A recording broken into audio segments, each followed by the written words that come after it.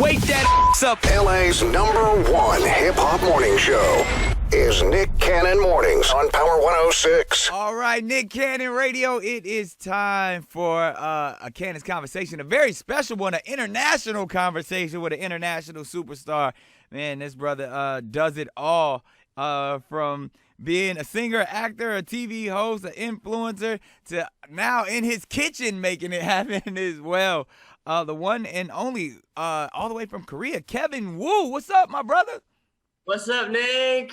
Man. Wow, I can't believe I just said that, dude. What an honor. Thank you for having me on your show. Man, the honor is all mine indeed. And man, you have such a long list of accomplishments. Now, actually, I've been up on K-pop for so long, man. I directed some Nickelodeon Wonder Girls. Oh, that's right. Yeah, oh, my goodness. I used to manage them back in the day. So throwback. I've been up on K-pop for a minute and known the phenomenon that it's been globally for a long time. So obviously, man, you're a superstar on so many different levels. But I mean, people, what they first introduced to you from, was it UKISS, right? UKISS, yes, that was my group. Yeah, and then from there you branched out a few years back on your own and just been doing big things, man. So tell me a little bit about your journey, man. How did it all start for you? Yeah, I mean, I grew up in San Francisco, California, actually. Oh, wow, so you grew up out here. Yeah, in the Bay Area. Yay area. Yay area. Yeah, and I moved to Korea when I was 15 to pursue my passion in singing. And yeah, I mean, I always grew up watching American TV, American music. Of course, you. Oh, thank you, man. Talking to you at this moment. This is a very surreal it's moment. all good. It's all good. It's an honor to talk to you too. Oh no. But yeah, I mean, growing up with American TV music, but also as a Korean American, I grew up listening to a lot of Korean music as well. So K-pop was a huge part of my life, and you know, growing up listening to all different types of music, such as like Usher, Neo, and like in K-pop, there's Rain, there's BoA, there's TVXQ, Super Junior, so many different artists that I grew up listening to. And I begged my mom that I wanted to go to Korea to audition to be in a boy band. Wow. So right out of freshman year in college, actually high school, when I was 16, I first came to Korea and auditioned to be in a K-pop boy band.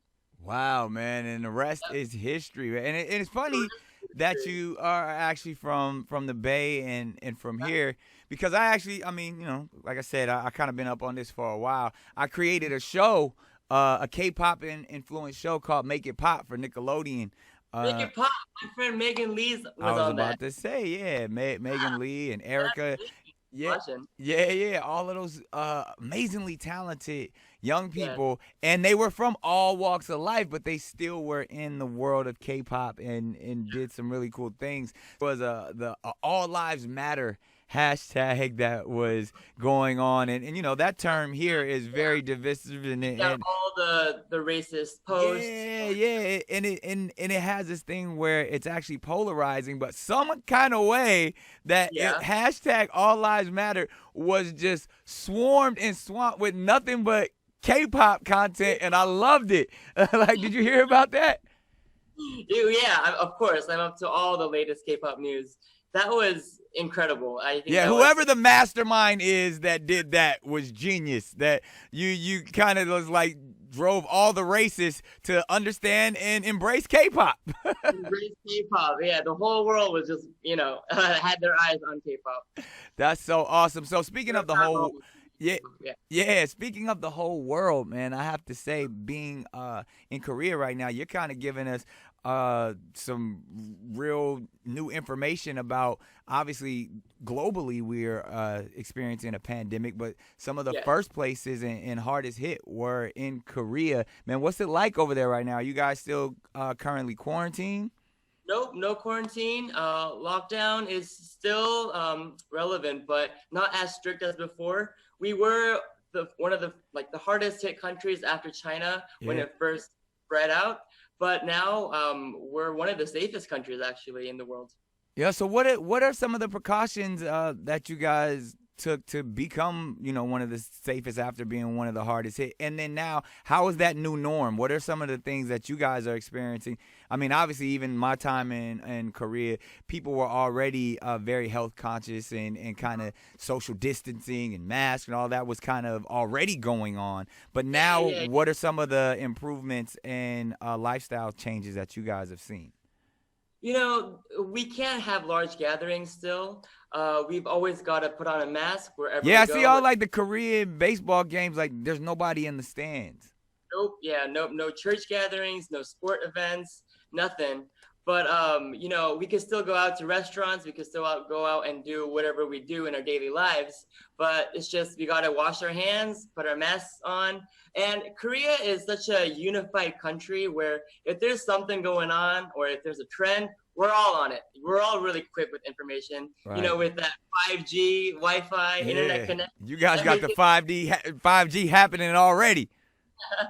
We're like the super connected country in the world, I would say, and information's super fast. Everyone's really just giving their best effort to make this better. Yeah, being someone who's performed in front of big crowds and stuff, how is it not experiencing life normally, but without probably one of the aspects that you're used to when it comes to going to concerts? Yeah, absolutely. Being a part, having shows. Yeah, having shows, touring the world. But definitely it's a struggle for all of us, not even just Korea and K-pop, for you and for anyone who's in our industry. We're kind of finding the new norm for our careers now, which is all online these days. So these past few months, I've been really putting up a lot of content on the digital platforms, like my social media, like you said, doing cooking content, getting on with the TikTok, Yeah, I saw you got some funny some funny videos on TikTok where you singing and doing all that stuff like that. That's hot. Bunch of silly stuff that I would have never have done if it wasn't for coronavirus.